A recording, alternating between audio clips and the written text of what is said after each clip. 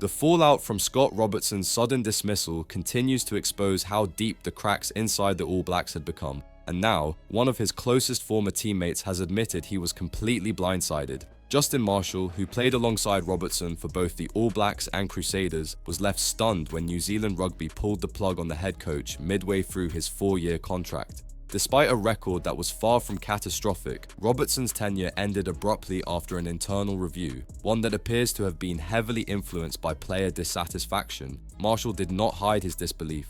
To be honest, it floored me. It is shocking news. I knew that there was a review process that the All Blacks go through at the end of every season, and it hasn't been a smooth ride for Scott Robertson over the past 2 years, Marshall said on the breakdown. However, you do know that there will be some fallout from that, but that fallout then gives the opportunity for the head coach to rectify it, to take on board the comments, the criticism, the positivity, and then work towards rectifying it. What shocked Marshall most was the finality of the decision, to make an unprecedented call to terminate his contract. Out of what they're saying is mutual understanding is something that I just was not expecting when there was a clear objective to keep him through to 2026. For Marshall, the conclusion was unavoidable.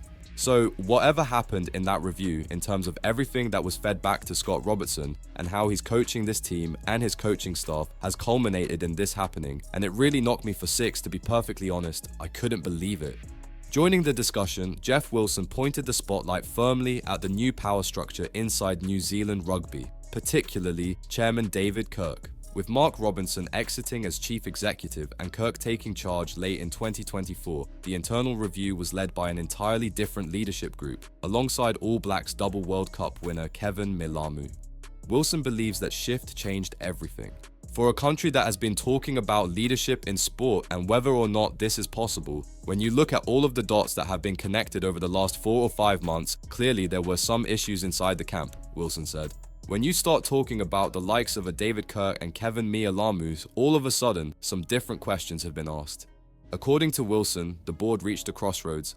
Once you connect those dots, it was probably a situation where they had to make a big call or they would have to make some sort of change, and they've gone down the path of making the big call. He acknowledged the risk involved.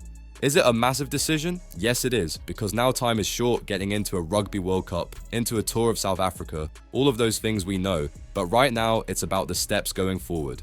Unlike Marshall, Wilson admitted the decision no longer surprised him. This is a huge call from the board of New Zealand Rugby, but for me, I started to see this as a possibility over the last month or so, he said. This didn't go away, this didn't disappear. And then came the most telling insight: player power.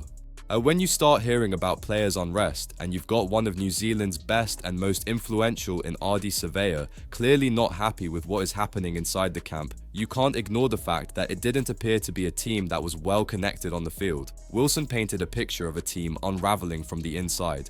There was also pressure off the field, and to me, they didn't look like a happy camp. Whispers do go a long way, and for me that was part of the issue. This boat has been leaky for a while, and you have to say over the last 2 years it's like it never settled. It never hit calm waters, something was always rocking along the way. The message is brutal. This was not a sudden collapse, it was a slow, visible breakdown that leadership finally decided could no longer be ignored. Was Scott Robertson a victim of player power, or did New Zealand Rugby wait too long to act? Did the board make the bold call that All Blacks needed, or have they opened Pandora's box? Drop your verdict in the comments and subscribe for what comes next in this All Blacks power struggle.